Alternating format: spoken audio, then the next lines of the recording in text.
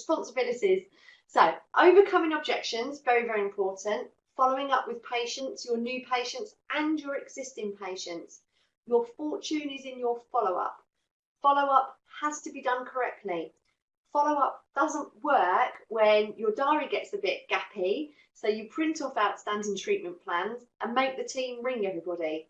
That doesn't work because you're cold calling patients essentially. So following up works when you do it properly. You need to arrange to ring patients, and that's what TCOs do. That's one of their responsibilities. They also measure your success. They track everything. That's one of their responsibilities. How many patients are converting from email, from telephone, etc., etc. They're responsible for the communication in the practice. If you think of a wheel and the spokes, the TCO is the centre, and then you've got the front desk team, hygiene department, nurses, dentists, management, and the TCO is communicating to everybody and letting everybody, in on the loop in regards to what's happening with systems and patients. And they're also responsible for the new patient experience in the practice. And I want to talk to you about that next because it's just so important. I've got a couple of great quotes here, okay? This one from Walt Disney. Do what you do so well, they will want to see it again and bring their friends. That applies to your patients in your practice. And your customers are only satisfied because their expectations are so low and because no one else is doing better. Just having satisfied customers isn't good enough anymore. If you really want a booming business, you have to create raving fans. Raving Fans is a book that I read around 10 years ago. If you haven't read it, you have to read it. It's just a fantastic book. And that's what you want to be doing in your practice. I hate the words patient journey. Patient journey is so boring. It's so 1980s. Move with the times. It's about the patient experience. I've been using patient experience, again, for well over 10 years. So journey is boring. People want an experience. We've got two different types of people that we deal with. They're either sort of factual or emotional. And to put it sort of in a different way, they're either high touch or high tech. So people are either really into their technology, dentists are into their technology, we always have a laugh, don't we? All boys with their toys, or what's she been buying at the exhibition this weekend? Dentists love their toys, they're high tech people. But your patients, when they're coming to you, they're usually high touch. So they're emotionally based people. They want to be cared for. They want to be trusted. So they want an experience, okay? They want to enjoy themselves. They want to be having a Walt Disney experience with you. They want you to make them want to come back and bring their friends. That's what they want. And that's what the patient experience is about. When you've got the patient experience spot on, I can tell you now that you'll be earning more profit without a doubt, because when your patient experience is right, most of your new patients will be coming from recommendation of existing patients. So that means less money being spent on marketing to gain new patients because your patients are doing the marketing for you. That's what you want. That's what a raving fan is. People sending their friends into you. In our practice, the top 2 referral sources every month in each practice, in the top 2, it had to be recommendations from patients. And I'm not talking about word of mouth, people put that in the little tick box in the software. I'm talking about Mrs. Smith recommended Mrs. Jones. That's what I'm talking about. Word of mouth wasn't allowed. It's either patient-to-patient recommendation or something else. So that's where you'll really start to build. But it's not just about wowing the patients when they get into the practice, is it? What happens afterwards when they're in their examination? You don't want to forget about people once they've said yes and they're in. Treatment coordination to me is all about these things. Converting emails, converting telephone inquiries, patients that are walking in, converting patients from free consultations, and converting patients from exam to treatment. That's treatment coordination. So let me go into that in a little bit more detail because everyone's got different responsibilities. The front desk are responsible for all the new inquiries that come in by email, people walking in, telephone. The TCOs are responsible for converting free consultations, and the TCOs and the dentist together are responsible for converting patients into treatment plans. So let's talk about that in a little bit more detail. So the front desk, they have to provide an experience. I can't stress that enough. The average time on the telephone for new patient calls is always less than 2 minutes.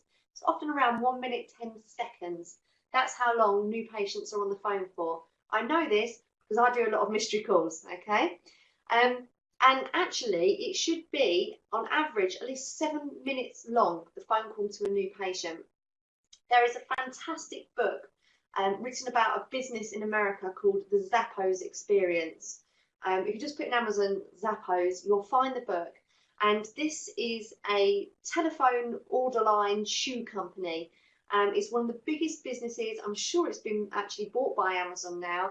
And it was, everyone, said it was going to fail. How can something like this work in this day and age? It's amazing. It's all because of the way they talk to people on the phone, the experience they give them on the phone. What about walk-in patients as well? The front desk have got a responsibility there, and walk-in patients are always the lowest, conversion. So if you separate emails, phone calls, and walk-ins, your walk-ins will always be the lowest. And that's because their first impression of the practice is usually chaos, joining a queue, listening to patients whinging and moaning, because isn't that just typical again when a new patient does walk in, someone else is having a whinge. Dentists, hovering around, oh, I need you to book these 10 appointments for this patient. It's not a great experience. So although they remain and they're polite, because hey, we are a polite nation, they don't convert. And it's because of what they've seen. So as I mentioned earlier, the TCO role is all about listening, and it's exactly the same with the front desk as well. Listening to patients, that should be at the heart of what you do. Excuse me. So moving on, talking about the dentist role. So I've talked to you about the TCO role, but the dentist role is so important. Now, as I said, it's all well and good having a great new patient experience. The phone call's great, the free consultation's great, and then they go and have the exam, and it's this rushed experience where the patients don't understand what on earth is going on, and the nurse is just not even introduced and just tapping away on the background. You cannot underestimate the need to build value into the examination and to provide your patients with an experience there.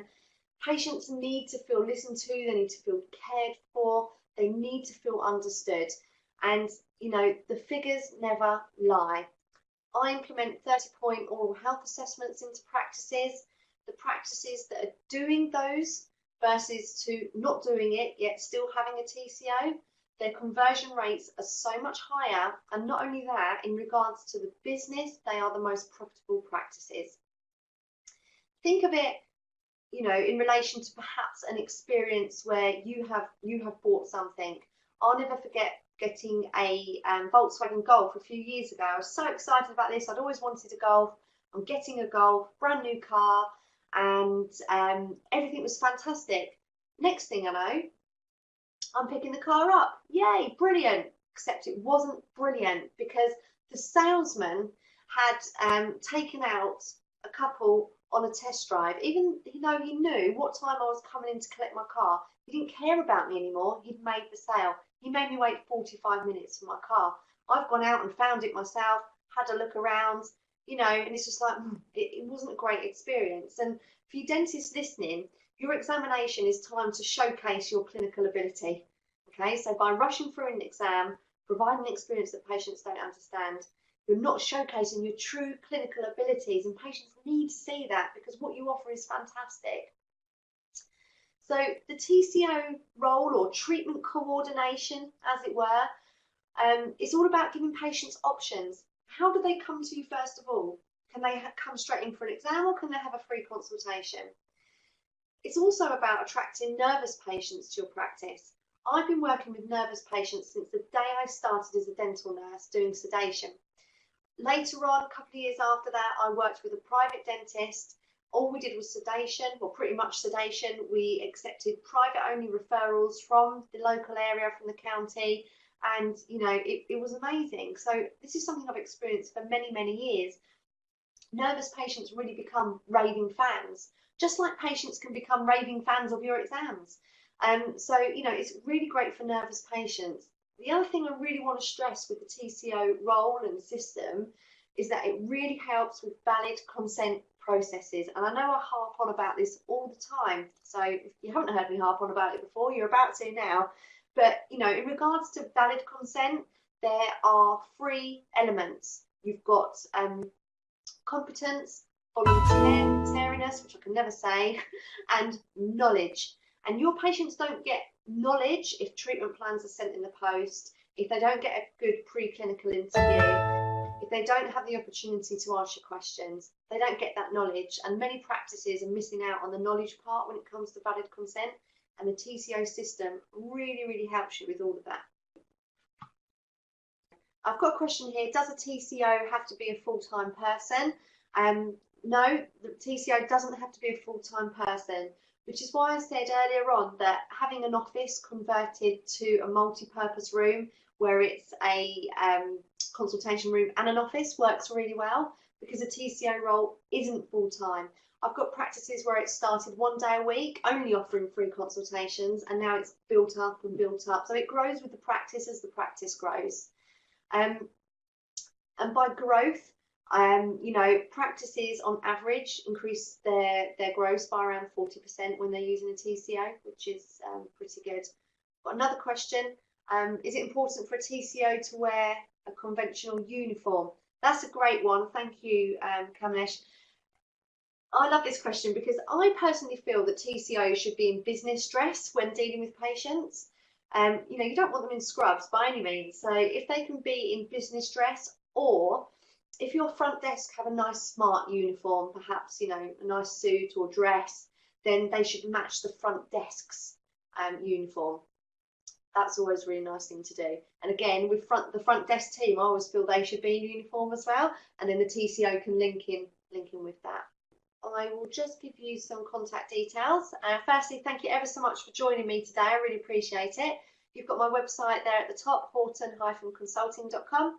I love Twitter. I'm on Twitter all the time. Horton Consults, Facebook, YouTube, and I guess I've missed off Instagram really. Instagram's Laura Horton 1, if any of you are on there. Thank you ever so much for attending today. I hope you've enjoyed it, and I just want to say a final thank you to Paul and your team at Code for inviting me to do this for you. Thank you ever so much.